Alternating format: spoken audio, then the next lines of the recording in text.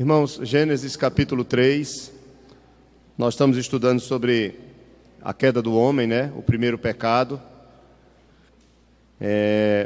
Gênesis 3. Na semana passada nós estudamos sobre a origem do pecado no mundo angélico e a origem do pecado na raça humana. Vimos que o texto de Romanos e a própria Bíblia, na questão histórica do Gênesis, relata que o pecado, ou o primeiro pecado cometido, se deu através de Adão e Eva. Nós vimos que a cobrança de Deus a Adão é porque ele era o cabeça e o responsável pela sua esposa. Embora Eva tenha sido iludida por Satanás e não propriamente Adão. Mas Adão, ele recebeu o fruto da sua esposa e comeu. Nós vamos estudar hoje, entrar um pouco mais a fundo nessa questão. Nós vamos estudar sobre os procedimentos que Satanás usou para levar Eva à queda. Eva, no caso, também o seu esposo, o primeiro casal. Quais foram esses procedimentos? Nós vamos entender um pouco isso nesta manhã. E vamos ver que ele não é diferente a maneira como ele age também em nossas vidas.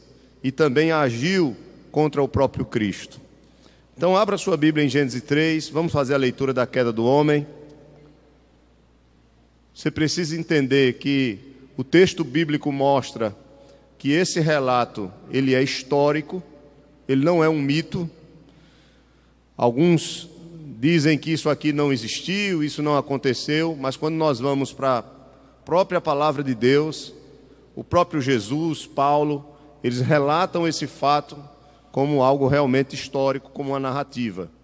Então, capítulo 3, verso 1, leia comigo até o versículo 8. Até o versículo 7, depois a gente vai entrar em outros detalhes. Gênesis 3:1. Mas a serpente, mais sagaz que todos os animais selváticos que o Senhor Deus tinha feito, disse à mulher: é assim que Deus disse? Não comereis de toda a árvore do jardim? Respondeu-lhe a mulher: do fruto das árvores do jardim podemos comer, mas do fruto da árvore que está no meio do jardim, disse Deus: dele não comereis, nem tocareis nele, para que não morrais. Então a serpente disse à mulher: é certo que não morrereis, porque Deus sabe que no dia em que dele comerdes, se vos abrirão os olhos, e como Deus, sereis conhecedores do bem e do mal. Vendo a mulher que a árvore era boa para se comer, e agradável aos olhos, e árvore desejável para dar entendimento, tomou-lhe do fruto e comeu, e deu também ao marido, e ele comeu. Abriram-se então os olhos de ambos, e percebendo que estavam nus, coseram folhas de figueira e fizeram cintas para si. Amém. Olhe aí no capítulo 2 de Gênesis, no verso 16 e no verso 17, qual tinha sido a ordem que Deus deu a Adão e a Eva, especificamente a Adão, porque depois ele vai formar a mulher. Então, quando você vê a ordem que Deus deu, você observa que Satanás ele vai começar a tentar deturpar ou modificar a ordem que Deus tinha dado, fazendo o quê? Com que essa ordem ela seja vista como um exagero, como algo que é impossível de se cumprir. Observe bem, no capítulo 2 de Gênesis, versículo 16 e 17, diz assim: e o Senhor Deus, depois de ter plantado ele no jardim, de colocado Adão no jardim, lhe deu esta ordem. Nós estudamos sobre isso, sobre a aliança das obras. De toda árvore do jardim comerás livremente. Veja, de toda árvore do jardim comerás livremente. Observe o verso 1 do capítulo 3. Olha o que é que Satanás diz. Olha a primeira tentação dele. é assim que Deus disse, não comereis de toda a árvore do jardim? Observaram ou não? A ordem de Deus é, comerás de toda a árvore. Satanás chega para Eva dizendo, é assim que Deus disse, que vocês não podem comer, né? De toda a árvore.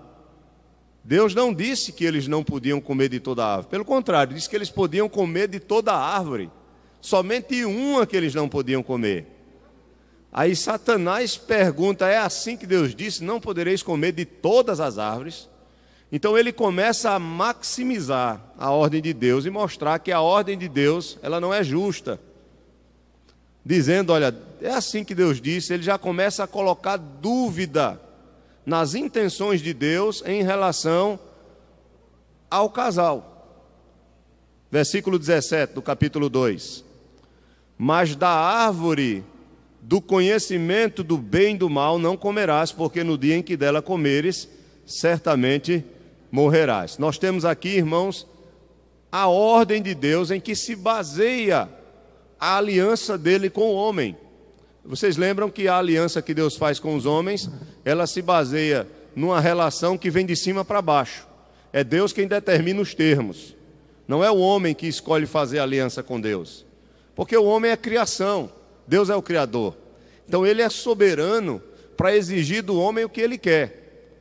E quando ele se revela a Adão como um Deus santo, ele vai colocar Adão num período de prova, para saber se Adão, não é que Deus não saiba que Adão não vai cair, mas é necessário isso para que a relação entre ele e a sua criação seja perfeita, seja uma relação verdadeiramente de comunhão.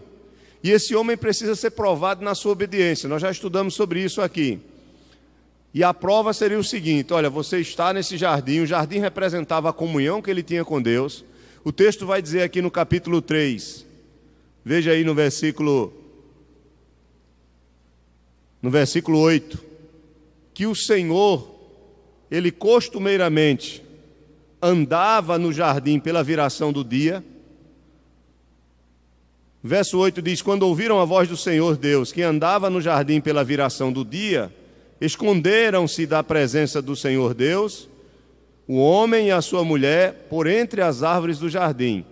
Então, nesse jardim, ou esse jardim, representa a comunhão plena que o homem tinha com quem? Com o seu Criador.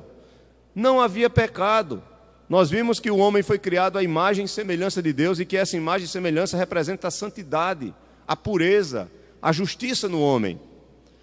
O homem tinha plena comunhão com Deus, não havia pecado, só havia a verdadeira vida, e a verdadeira vida é ter comunhão com Deus, a verdadeira vida é estar na presença de Deus. Não há nada que impeça essa comunhão, não havia pecado, apenas a possibilidade do homem pecar. Então, enquanto o homem não pecasse, essa comunhão existiria, a vida existiria, e ele não provaria a morte. Ele não provaria a consequência desse pecado que nós chamamos de queda, no sentido geral. Só que, nesse período em que o homem vivia com Deus no jardim, houve a queda, vocês lembram? No céu. Houve a queda no mundo dos anjos. Uma parte dos anjos caíram. A Bíblia não relata esse fato. Nós sabemos que isso é uma realidade, estudamos aqui a semana passada, porque Jesus ele disse o quê? Que Satanás peca desde o princípio. E que ele é mentiroso, e ele se tornou o pai da mentira. Então o diabo peca desde o princípio, e o diabo é um anjo. Satanás é um anjo, e que há outros anjos também que pecaram e que caíram, segundo o relato de Apocalipse 12. Diz que vai usar um número simbólico de que uma terça parte do céu foi arrastada pela cauda do dragão. E o dragão é a antiga serpente, Satanás, o diabo. Apocalipse 12 é muito claro em relação a isso. Então, se o diabo caiu, nós não sabemos qual foi a causa da sua queda, exatamente. Mas nós vimos aqui, em 1 Timóteo capítulo 3, lembram? No versículo 8, se eu não me engano. Será que foi o verso 8 mesmo? Eu posso estar errando aqui. Mas 1 Timóteo capítulo 3, quando Paulo está exortando os presbíteros, em relação às qualificações deles, Não é no verso 8 não, é no verso 7. 6 e 7. Ele diz que o presbítero ele não pode ser neófito, ou seja, novo na fé, como uma nova plantação. Ele diz, para não suceder que se ensoberbeça, ou seja, se orgulhe, se encha de si mesmo e incorra na condenação do diabo. Ora, se a soberba leva um presbítero novo na fé a incorrer o que é incorrer na condenação do diabo? Provavelmente é receber a mesma condenação que o diabo recebeu.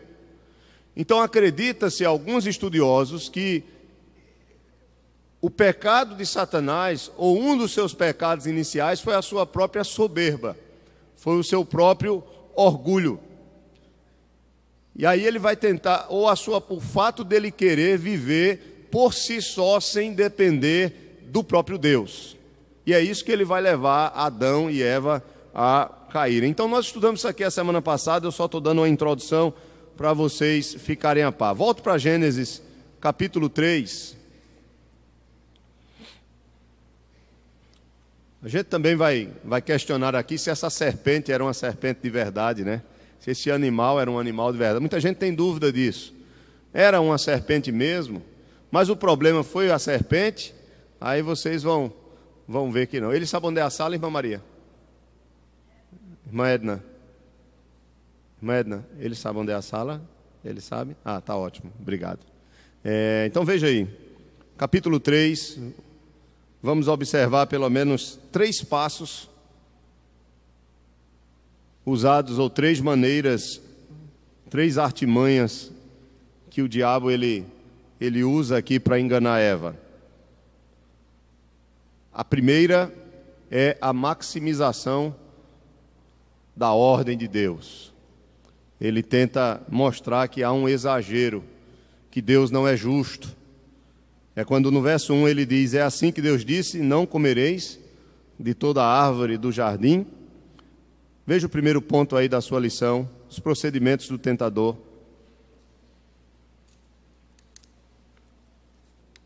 Na sua folha diz, a queda do homem foi ocasionada pela tentação da serpente, que semeou na mente do homem as sementes da desconfiança e da descrença.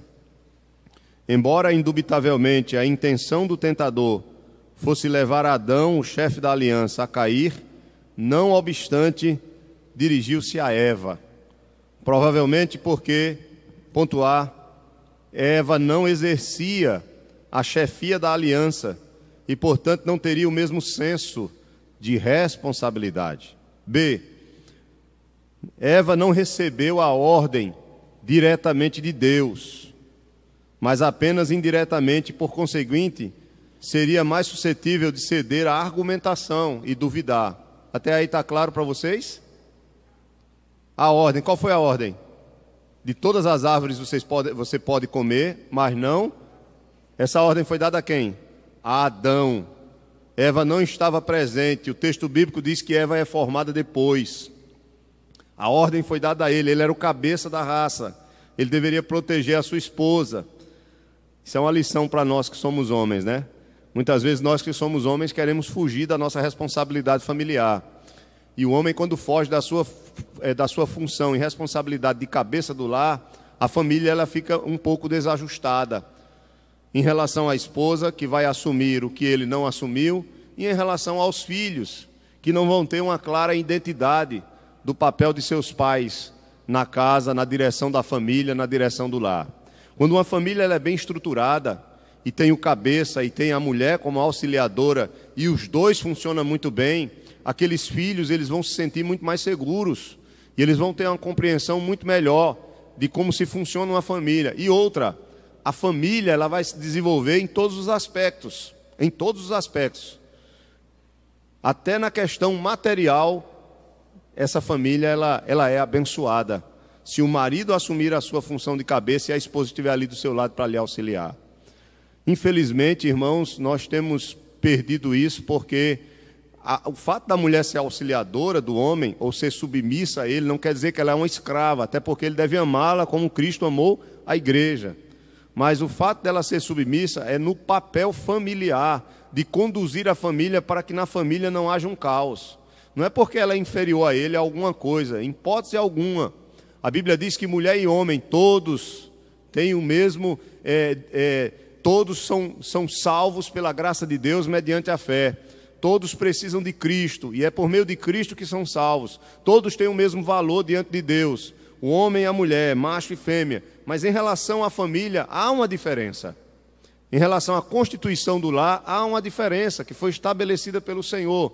E Paulo ele vai usar vários argumentos para que haja essa diferença. O primeiro é a existência da submissão que existe na própria Trindade. Ele vai falar em 1 Coríntios capítulo 11. Depois ele vai falar a questão da própria origem do homem e da mulher. Ele vai dizer que o homem foi criado primeiro e depois a mulher. E esse é um dos fundamentos também da ordem familiar. E o terceiro argumento de Paulo é a questão da queda, quando ele diz que não foi o homem que foi iludido por Satanás, mas foi Eva. Vocês querem ver isso aí? Vamos lá em Timóteo, abra sua Bíblia em 1 Timóteo. Eu estou indo para lá e para cá, tá? Tenham paciência comigo, a gente vai. 1 Timóteo. Vamos para o capítulo 2, versículo 8. Esse texto é um dos textos difíceis da Bíblia, né? E depois do feminismo aí, que as mulheres têm lutado pelo seu direito, não entendem isso aqui. Nós entendemos que por causa do pecado, irmãos, os homens, eles, durante toda a história da civilização, eles não souberam tratar as suas mulheres, ou as mulheres de modo geral. E por causa do sofrimento dessas mulheres, em relação à maldade dos homens pecadores, essas mulheres começaram a lutar para poderem alcançar aquilo que elas poderiam ter alcançado em termos de vida com seus próprios homens, com seus próprios maridos, caso fossem casadas.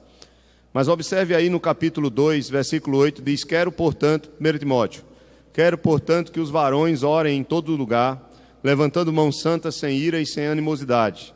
Da mesma sorte que as mulheres, em traje decente, se ataviem com modéstia e bom senso, não com cabeleira frisada ou com ouro, ou pérolas, ou vestuário dispendioso, porém com boas obras, como é próprio às mulheres que professam ser piedosas. Paulo não está proibindo as mulheres de se cuidarem, viu? De se embelezarem. Mas o que Paulo está proibindo aqui é a ostentação.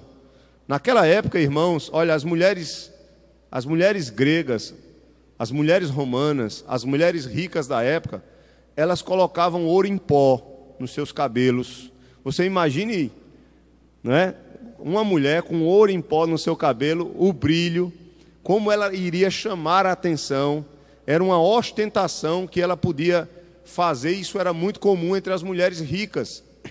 E Paulo está preocupado que no meio da igreja, as mulheres continuem tendo essa atitude de ostentar. Então, isso não é uma atitude de mulher cristã. Paulo diz, a mulher deve agir com modéstia, viver com modéstia. O que é modéstia? Simplicidade. Ela pode até cuidar da sua beleza, da sua saúde, porque isso é natural o ser humano se cuidar, mas não ostentar. E aí Paulo, algumas igrejas aí vão dizer cabeleira frisada, aí tem igreja que vai proibir brinco, vai proibir por causa de pérolas aqui, né? Mas Paulo está falando de riqueza. Quando ele está falando pérolas, é pérolas mesmo. Quando ele está falando ouro, é ouro mesmo. Aí as igrejas elas vão para o legalismo, algumas igrejas, e acham que esse texto aqui está proibindo as mulheres de usar qualquer tipo de joia, está proibindo as mulheres a usar qualquer tipo de embelezamento no seu cabelo. E aí tem aquele radicalismo grande que vocês conhecem muito bem em algumas igrejas que são bem legalistas. Mas o texto está falando de modéstia e de ostentação. Então a mulher de Deus, ela deve ser uma mulher modesta. Ela deve, na sua maneira de se vestir, na sua maneira de ser, procurar não chamar o quê? A atenção. Ela pode ser bela e deve ser bela, mas com uma beleza que não seja com ostentação. É isso mesmo. E a questão do belo porque o que torna uma mulher... Olha, o que é ser bonito? Ser bonito envolve todo um contexto. Eu não vou entrar nessa questão, não é verdade? Uma pessoa bonita, ela não só é o quê? Rosto. Ela não só é cabelo. Uma pessoa bonita, ela não só é corpo. Isso é uma visão completamente mundana. É ou não é verdade?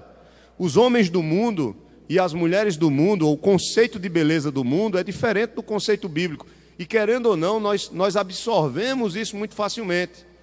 Então, se o homem tiver uma barriguinha, né, ele já acha que, pronto, acabou-se o homem, que é algo natural. Eu não estou dizendo que ele não deva cuidar da sua saúde, que ele não deva se tratar, se ele vê que está engordando, se vai fazer mal ao seu coração, a questão da pressão arterial, tudo bem.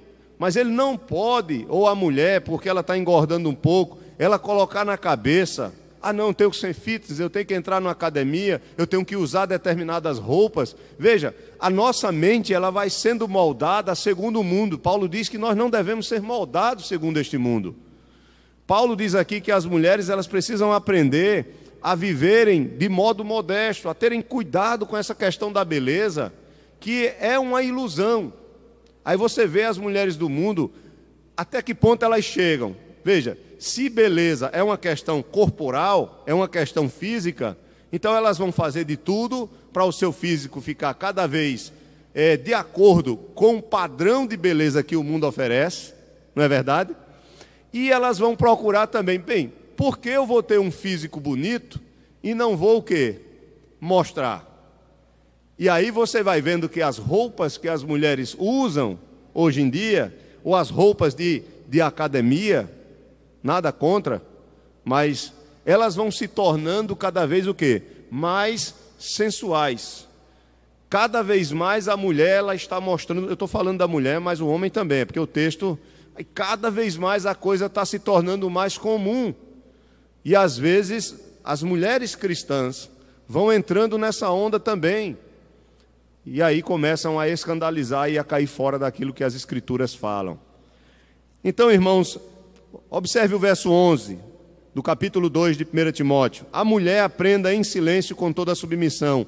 Paulo não está dizendo aqui que as mulheres não podem falar, mas ele está tentando mostrar a relação de ensino e de autoridade, tanto na igreja quanto na família. Ele vai dizer que a mulher pode ensinar, mas ensinar outras mulheres. Ele está falando do corpo. Pode ensinar outras pessoas, podem, com o seu exemplo, com o seu testemunho, mas evidentemente essa função familiar de ensinar, ela vai auxiliar o cabeça, a não ser que ela não tenha um cabeça, mas ela vai auxiliar esse cabeça. Paulo está se preocupando com isso. E aí no verso 12 ele diz: não permite que a mulher ensine, veja, não é que ela não ensine, mas é que ela não ensine como o homem ensina. Olha o que ele diz aqui, verso 12. Não permito que a mulher ensine, nem exerça autoridade de homem. É nesse sentido. Paulo está escrevendo para uma cultura o quê, irmãos? Grega. Ele está escrevendo para a igreja de Éfeso. É uma cultura grega, onde as mulheres gregas, vocês já ouviram aquela música de Chico Buarque, né? Sobre as mulheres de Atenas. Então ali é uma crítica, né? Que tinha as mulheres de Esparta e tinha as mulheres de Atenas. É bem diferente. Em Esparta os homens eram guerreiros e as mulheres, elas eram o quê? Elas cuidavam do lar. Em Atenas os homens eram filósofos e as mulheres eram mais guerreiras. Não é isso mesmo, Roberto? Acho que eu não estou errado não, né?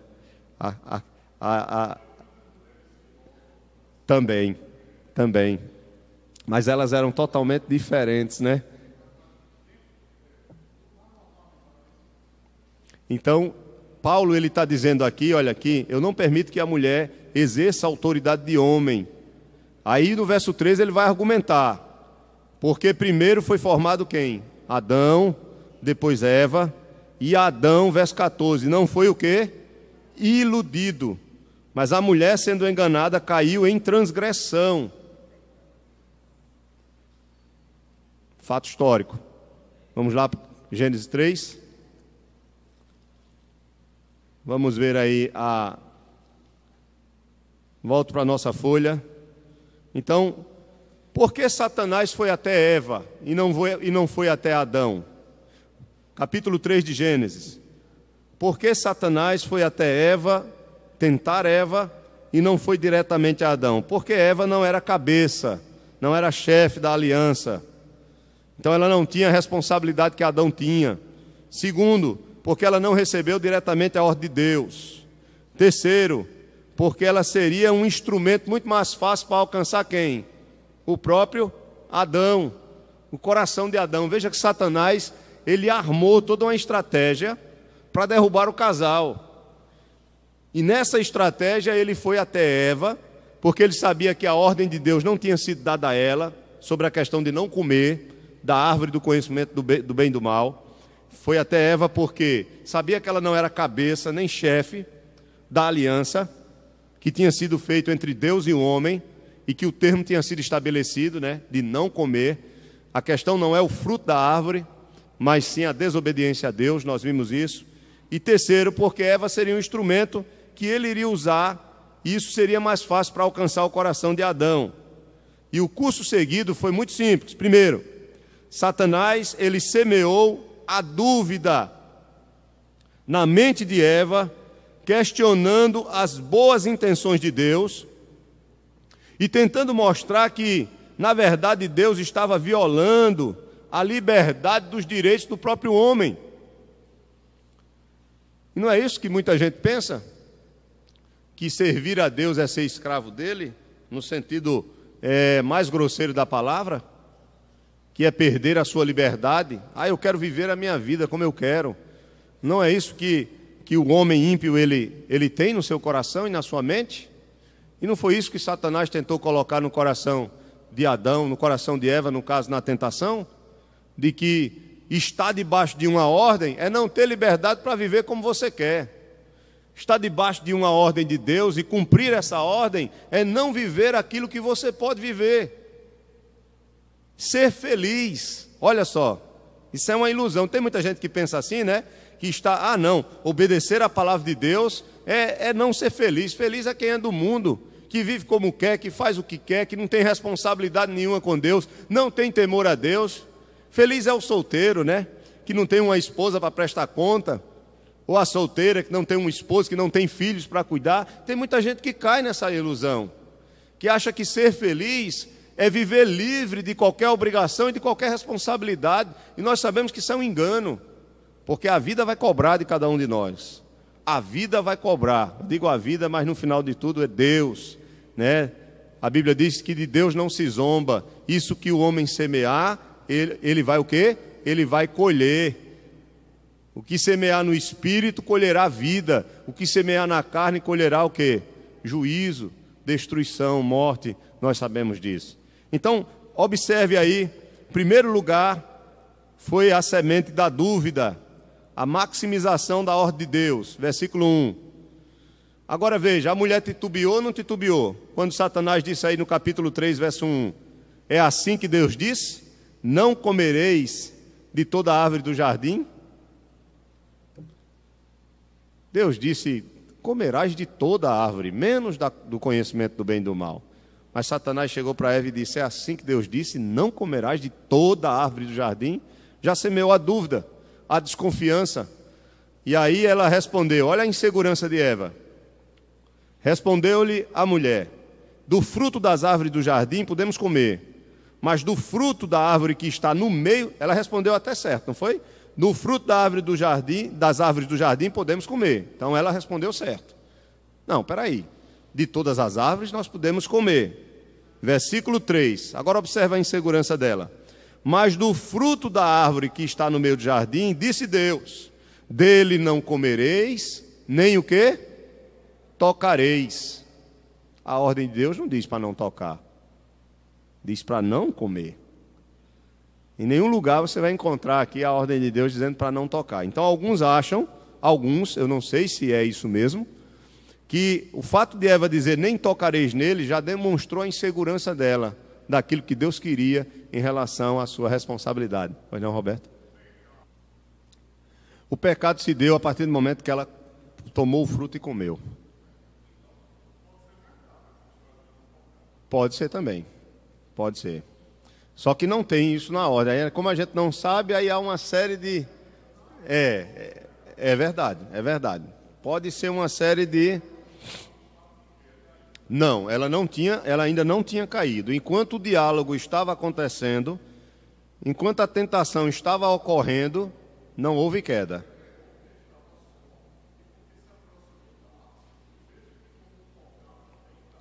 Está relacionado, está relacionado.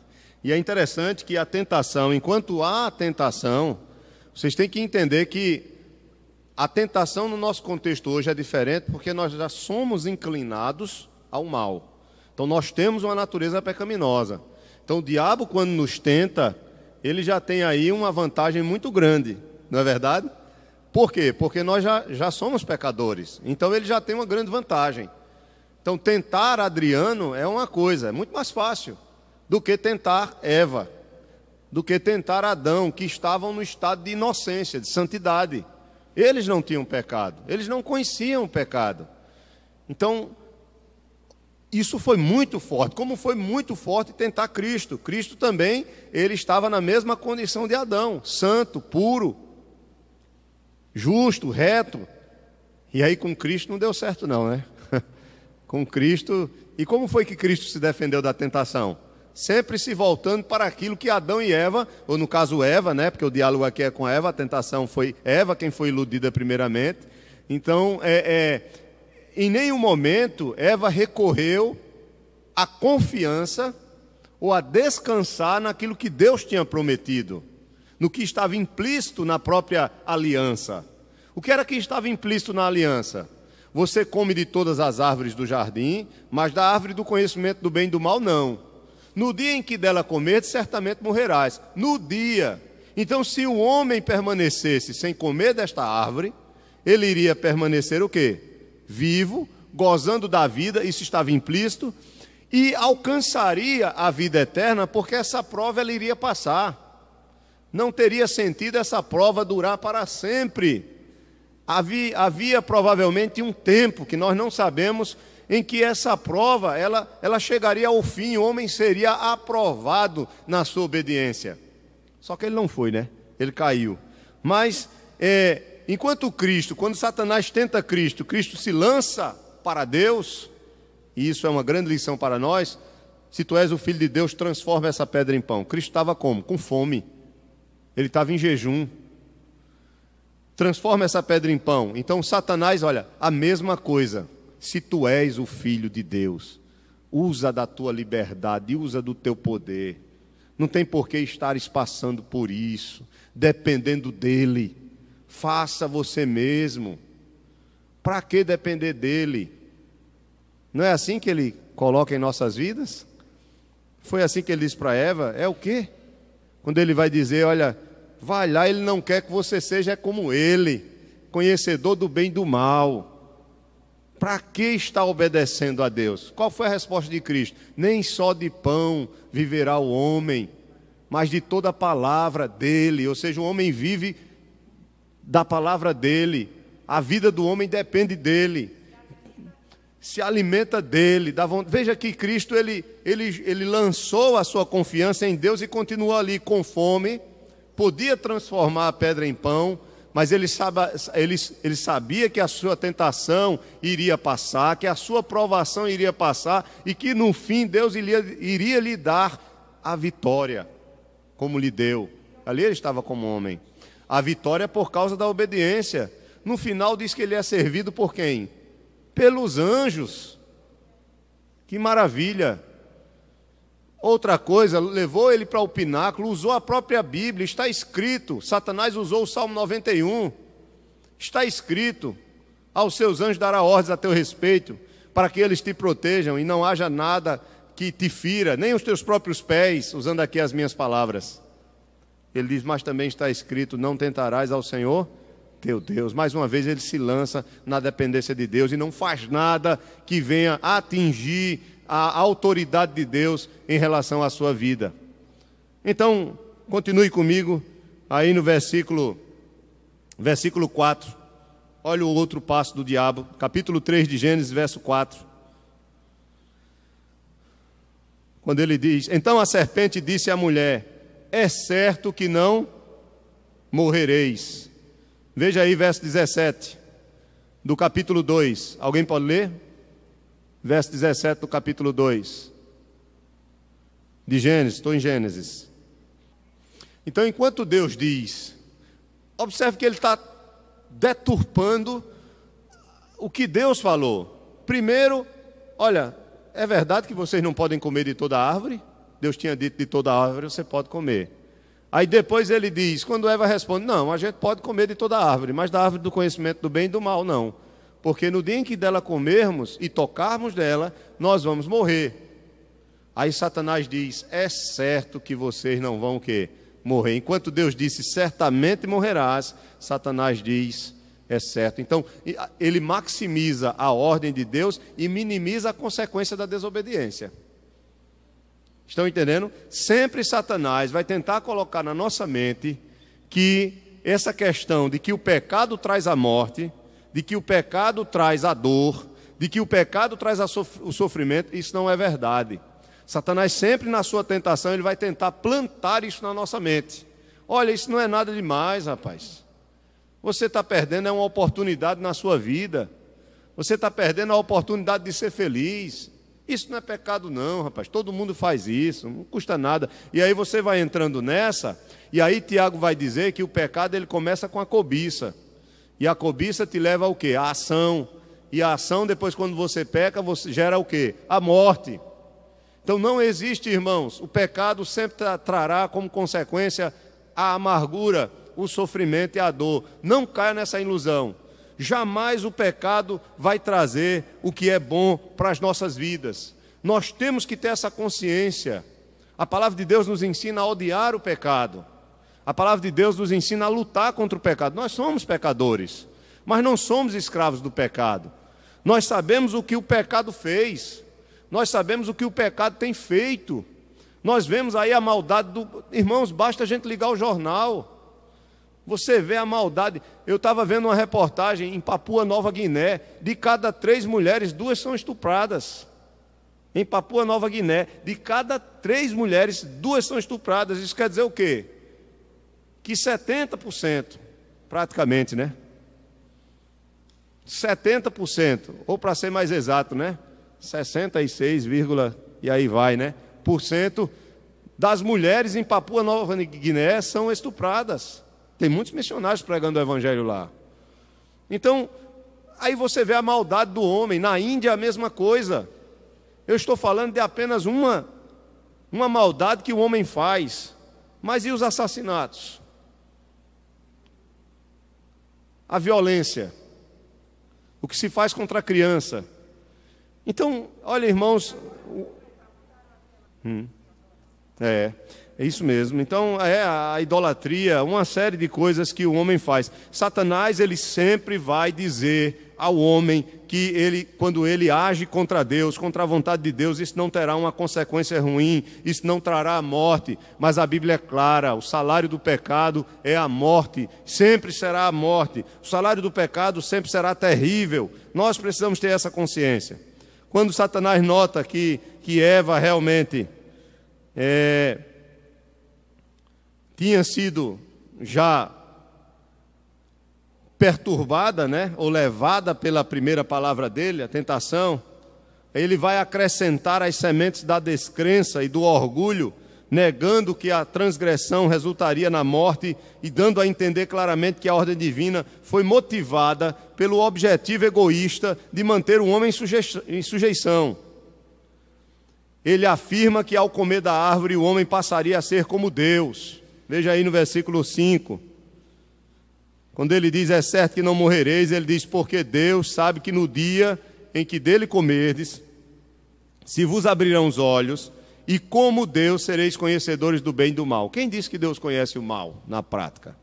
Deus não conhece o mal, em praticar o mal. Porque a Bíblia diz que em Deus não há injustiça. Deus é santo.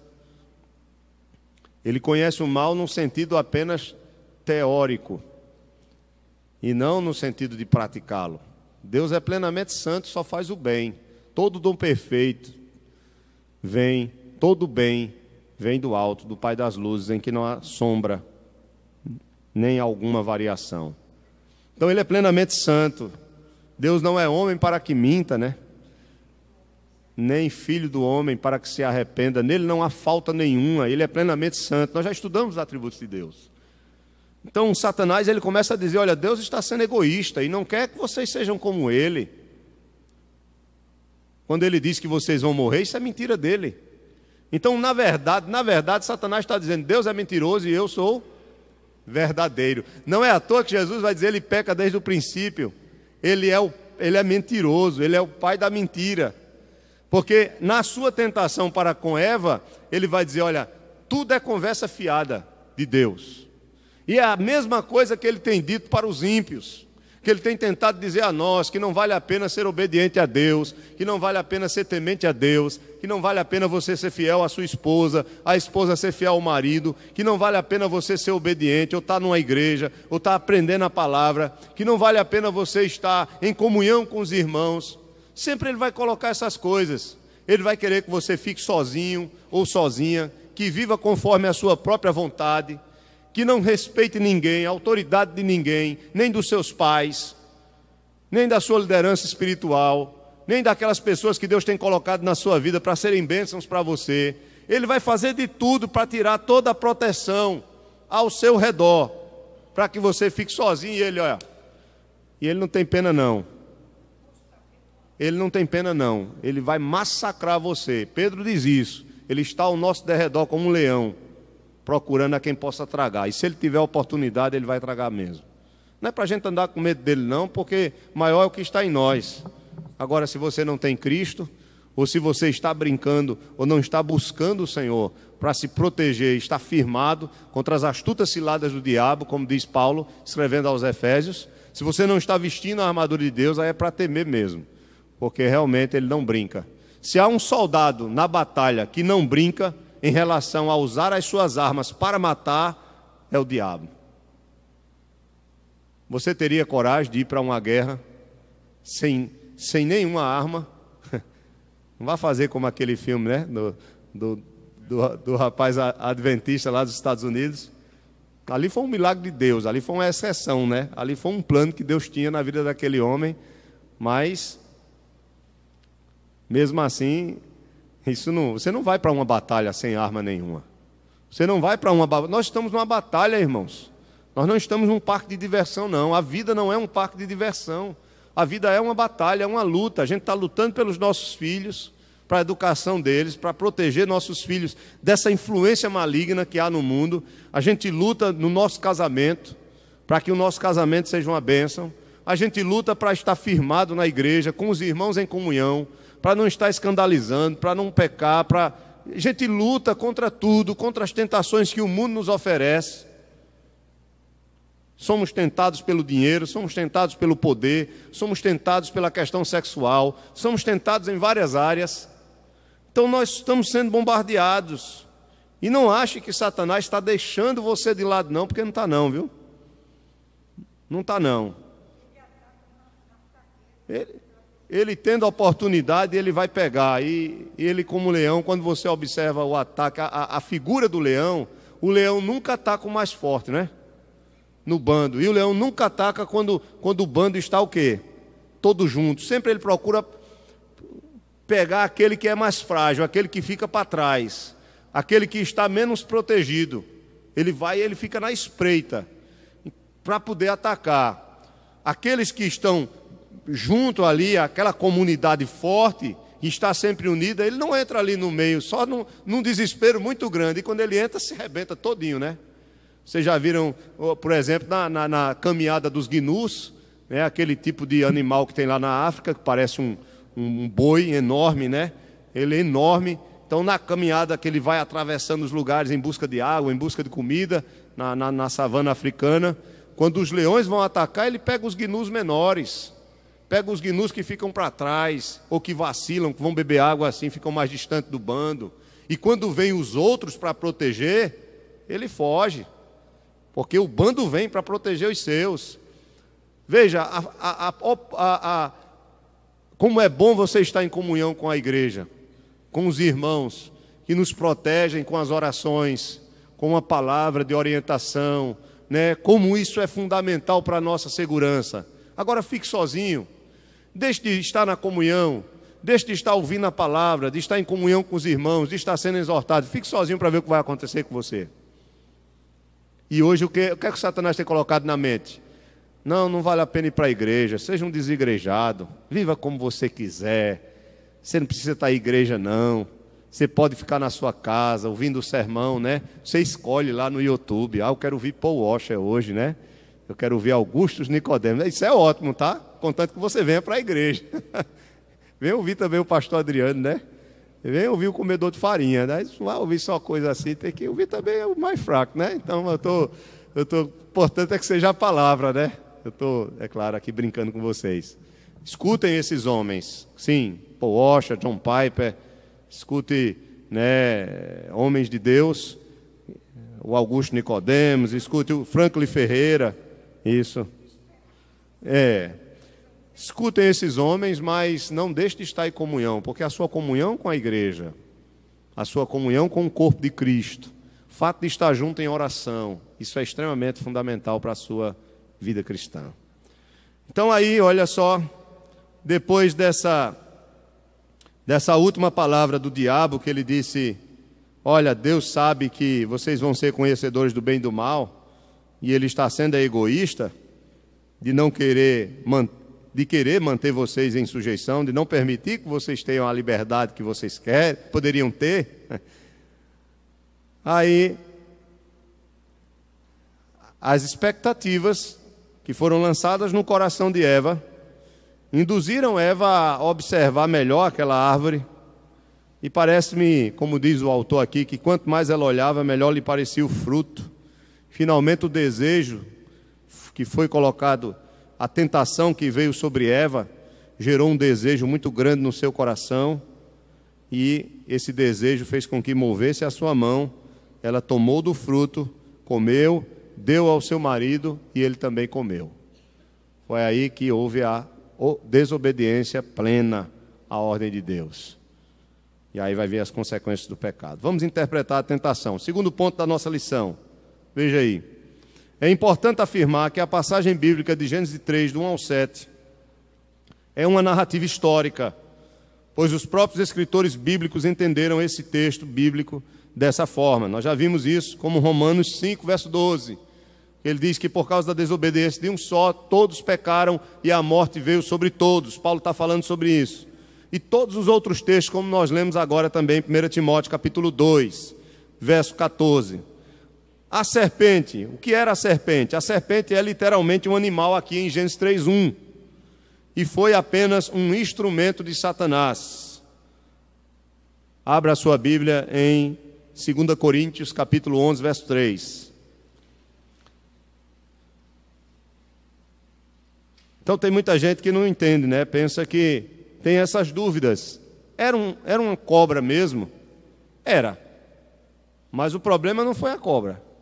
O problema foi o diabo ter possuído a cobra e ter falado por ela. Pelo menos é isso que o texto diz. Não me pergunto como. Mas, 2 Coríntios 11, estamos falando do próprio Satanás, tá? Não foi qualquer demônio, não. Foi o próprio Satanás. Foi o líder. Capítulo 11 de 2 Coríntios, versículo 3. Mas receio que assim como a serpente enganou a Eva, com a sua astúcia, assim também seja corrompida a vossa mente e se aparte da simplicidade e pureza devidas a Cristo. Então Paulo usa a serpente aqui como um animal mesmo, não é simbólico. Não é uma serpente simbólica, não foi a maneira como ele tentou Eva, que foi parecido com a maneira que a cobra ataca o homem. Alguns vão defender essa ideia. Assim como a cobra ela é traiçoeira e ela, na espreita, ela lhe ataca, foi assim que Satanás fez. Não, o texto aponta para uma serpente literal. Então, provavelmente, ele possui aquele animal, e isso não é algo único, porque quando Jesus vai expulsar aquela legião de demônio do Gadareno, lembram? Eles pedem para possuir quem? Os porcos. Então não há nada de... o anjo também possuiu, claro que foi um anjo bom, mas que possuiu a burra de Balaão também. Então não há nada de incomum no fato de um anjo, de um espírito possuir um animal com um propósito específico. Agora, pelo amor de Deus, né? Não vamos ficar agora achando que...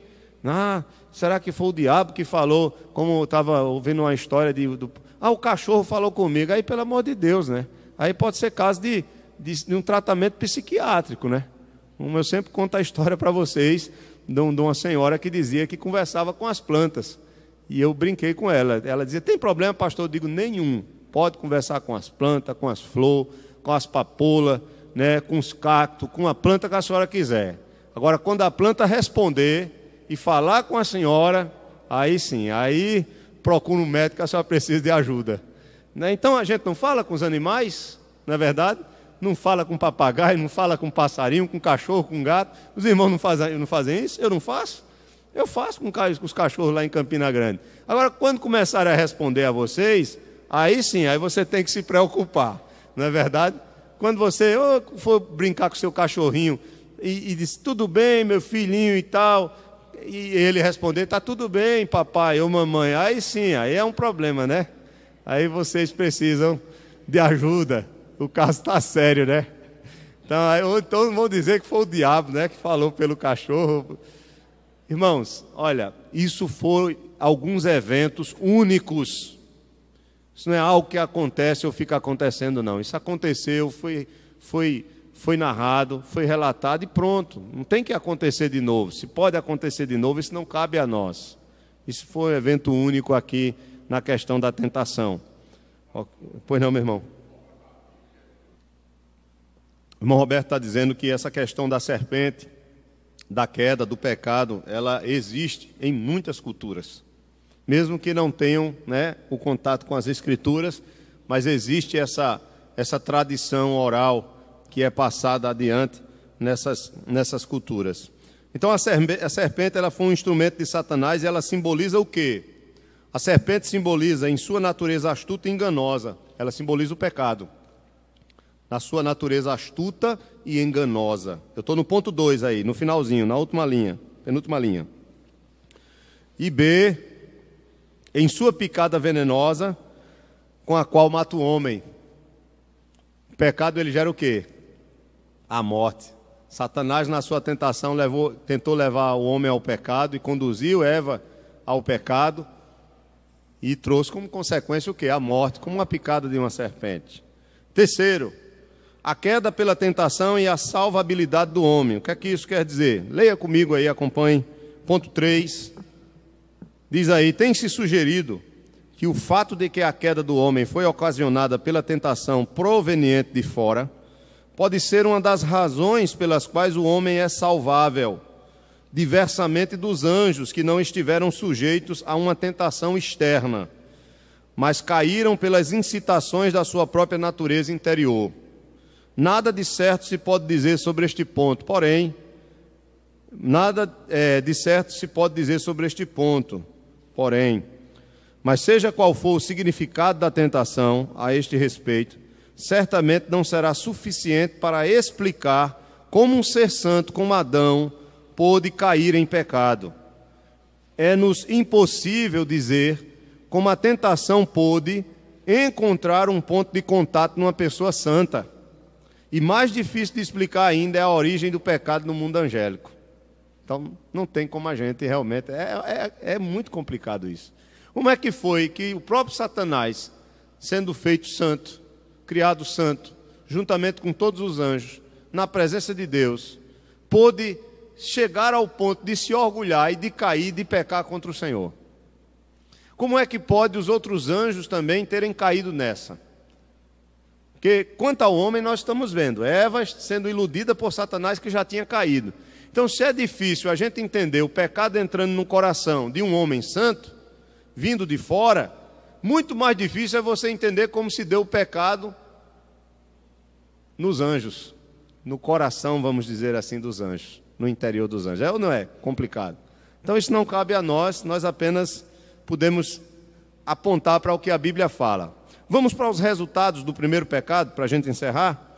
São 5 pontos aí que nós temos. Quais foram as consequências ou os resultados do primeiro pecado? Primeiro, o concomitante imediato do primeiro pecado, e portanto dificilmente um resultado dele no sentido estrito da palavra, foi a depravação total da natureza humana. O contágio do seu pecado espalhou-se imediatamente pelo homem todo. Entenda isso. A depravação total quer dizer justamente isso, que não há nenhuma área da natureza do homem que não seja contaminada pelo pecado, ou seja, todas as suas faculdades estão manchadas, maculadas pelo pecado. Isso quer dizer o quê? Que a nossa vontade, nossos pensamentos, nossas palavras, nossos desejos, nossas ações, vocês estão entendendo, né? Tudo está maculado pelo pecado e não há nenhuma área da nossa vida que nós possamos dizer que não pecamos. Você pode dizer que você nunca pecou nas suas palavras? Você pode dizer aqui? Alguém pode dizer que nunca pecou em palavras? Alguém pode dizer aqui que nunca pecou em pensamento? Alguém pode dizer aqui que nunca pecou em ações? Nós pecamos, não é verdade? De alguma forma, ou a gente vai dizer uma palavra desagradável, ou os pensamentos. Então nós somos pecadores e o pecado ele manchou toda a natureza humana. É nesse sentido que nós falamos sobre a depravação total, ou a depravação, geral do homem. Isso é ensinado, irmãos, na palavra de Deus. Abra sua Bíblia em Romanos 7, versículo 18. Então essa é a primeira consequência do pecado. A depravação total do homem. Romanos 7, 18. Não esqueça disso não, viu? Romanos 7, 18. Paulo diz, porque eu sei que em mim, isto é, na minha carne, não habita bem nenhum, pois o querer o bem está em mim, não porém o efetuá-lo. Jeremias vai dizer que o coração do homem é o quê? Enganoso. Confie no seu coração que você vai se quebrar. Confie em você mesmo, no seu coração, que você vai se dar mal. Ah, mas eu estou sentindo isso. Não vá nesse negócio de sentir, não.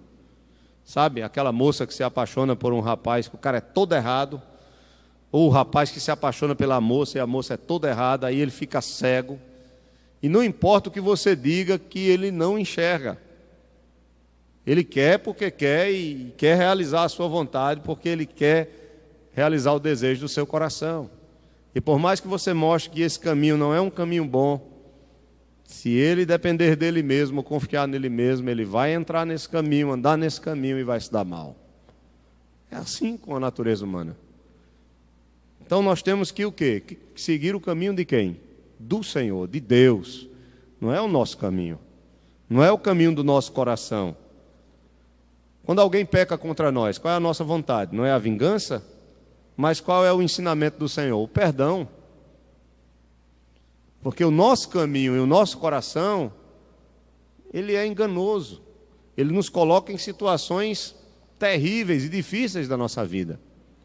Segundo, então a primeira consequência do pecado é a depravação total.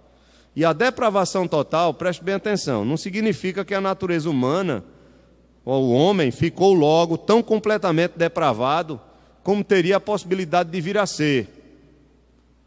O que é que ele está querendo dizer? É que o homem, ele não...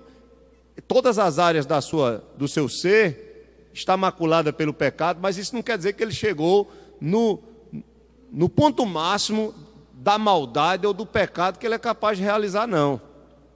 Ele é capaz de muito mais. Vocês estão entendendo, né? Entenderam o que o autor está querendo dizer aqui? Por exemplo, quando você vai ver o relato do Gênesis, você vai ver que a maldade, o homem, Adão, já se tornou totalmente pecaminoso.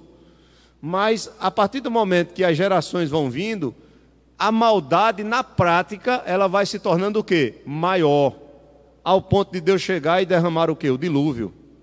Por causa da maldade do homem, que estava cada vez... Então, ser totalmente depravado não quer dizer que você está pecando como pode pecar. pela sua depravação, mas apenas que todas as áreas da sua vida estão corrompidas pelo pecado.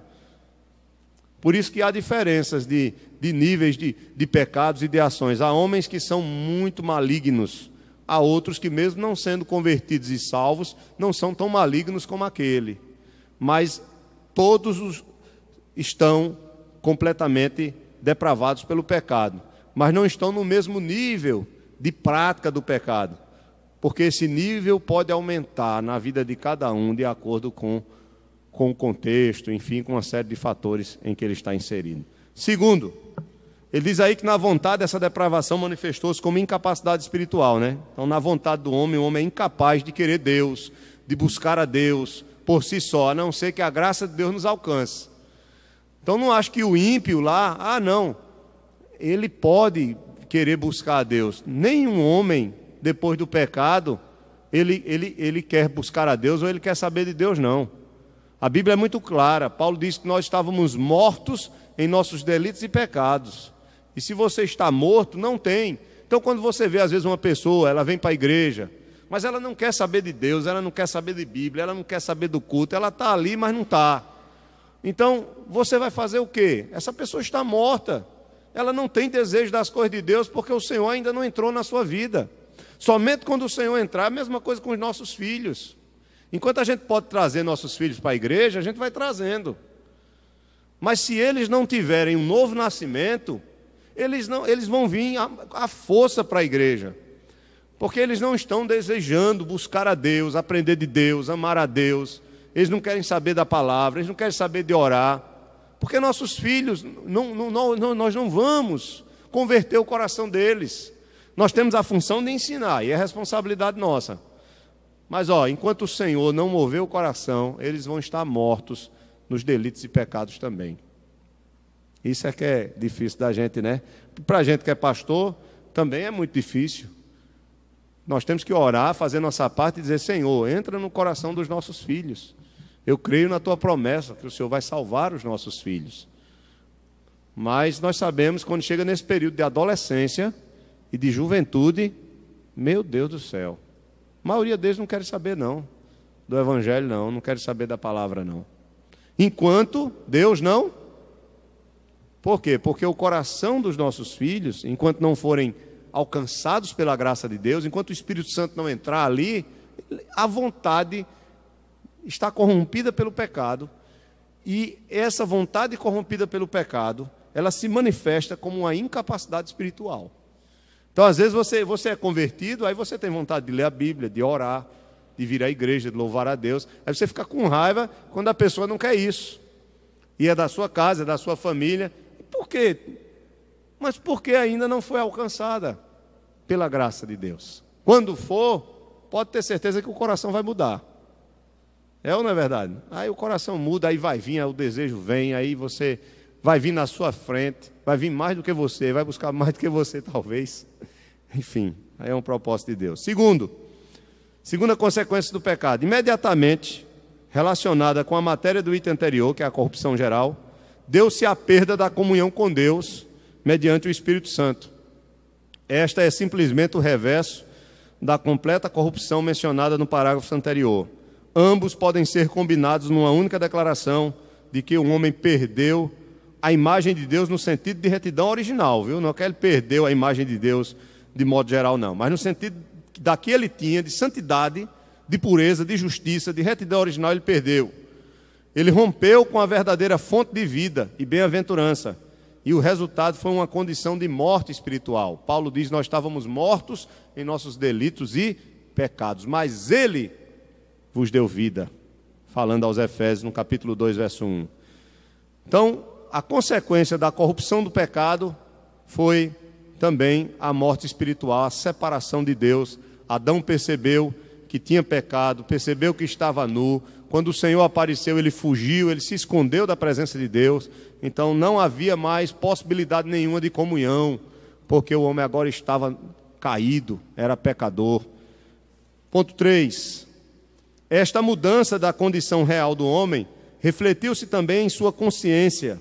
Houve primeiramente uma consciência da corrupção, revelando-se no sentido de vergonha. Veja, eles perceberam que estavam nus, prepararam folhas de figueira para se protegerem da nudez, e no esforço que os nossos primeiros pais fizeram, né, para cobrir sua nudez, e depois houve uma consciência de culpa. Veja, a primeira foi o sentido de vergonha, e depois foi a consciência de culpa, que achou expressão numa consciência acusadora e no medo da presença de Deus sobre Adão. Perceberam que enquanto Adão não tinha pecado, havia plena comunhão. Quando ele pecou e Deus apareceu, então ele se escondeu, havia medo, havia culpa por causa do pecado. Não é assim que nós nos sentimos? Debaixo da ira de Deus, como culpados, como merecedores de juízo, mas agora em Cristo não. Com Cristo nós nos sentimos em paz com Deus, livres da condenação. Por isso que Paulo diz, não há nenhuma condenação mais para aqueles que estão em Cristo. Nós nos sentimos agradecidos, temos plena comunhão com Deus por meio de Cristo. Não porque nós somos bonzinhos, porque nós somos falhos, mas quando olhamos para a obra que Cristo fez por nós, aí nós sentimos paz. Aí nós temos a liberdade de chegar na presença dele sem medo algum, não por causa de nós, mas porque Cristo pagou pelas nossas dívidas, pelos nossos pecados. Então, ponto 4, não somente a morte espiritual, mas a morte física resultou do primeiro pecado do homem. De um estado de posse non mori, desceu a um estado de non posse non mori. Quer dizer o seguinte, no estado de que ele ainda não havia morte, ele desceu a um estado de morte, né? de ser passível de morte física. Havendo pecado, ele foi condenado a retornar ao pó do qual fora tomado, Gênesis 3,19, do pó foste formado e ao pó tornarás, maldição pelo pecado. Diz no Paulo também que por um homem a morte entrou no mundo e passou a todos os homens, Romanos 5,12, e que o salário do pecado é o quê? É a morte, Romanos 6,23. A morte em todos os seus aspectos, morte espiritual, que é a separação da comunhão com Deus, a morte física e também a morte eterna, que é morrer nessa condição de morte espiritual. Morrer fisicamente nessa condição de morte espiritual incorre na morte eterna. Traz a morte eterna como... A morte eterna é chamada...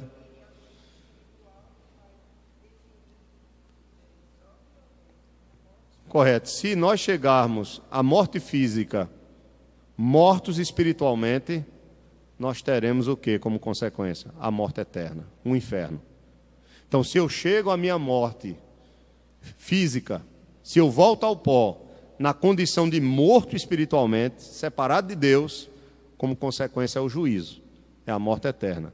Agora, se ao chegar na morte física, eu sou reconciliado com Deus por meio da obra de Cristo, aí a morte física deixa de ser maldição e passa a ser o meio pelo qual agora eu passo a ter a verdadeira vida na sua plenitude, pelo menos na alma, no espírito. Mas espero que esse corpo que volta ao pó seja restaurado igual ao corpo de Cristo na ressurreição, e eu passe agora a viver em novos céus e nova terra, a plenitude da comunhão que Adão tinha antes com Deus, antes de pecar. Não é o paraíso? Novos céus e nova terra não é o novo paraíso? Não é o novo Éden que nós vamos viver? Então Deus, ele restaura em Cristo a todas as coisas que o homem perdeu por causa do pecado. Até a própria natureza. Encerrar, né? Ponto 5. Esta mudança redundou também numa necessária mudança de residência. Que mudança? A mudança do homem. Está resistência aí, mas é residência, né? O homem foi expulso do paraíso, porque este representa, corrijam aí, é residência. Porque este representava o lugar da comunhão com Deus e era símbolo da vida mais completa e de uma bem-aventurança maior reservada para ele. Se continuasse firme, foi-lhe vedada a árvore da vida, porque este é o símbolo da vida prometida na aliança das obras. Ficou claro? Então, a residência do homem era o paraíso, porque implicava na sua comunhão, né? Aqui está resistência, viu? Mas corrijam, é residência. Então, que Deus nos abençoe e que nos ajude a compreender que o pecado ele é terrível, terrível. E nós precisamos, como servos de Deus, buscar a vida, já que fomos alcançados pela sua graça, viver agora no Espírito. Deus nos abençoe. Vamos orar. Passo a palavra para a irmã Lenice, que vai fazer o relatório da escola dominical. Pai, muito obrigado pela tua palavra, em nome de Jesus. E abençoe nossas vidas, para que nós continuemos buscando o Senhor e crescendo na tua graça, na tua misericórdia, em nome de Jesus. Amém.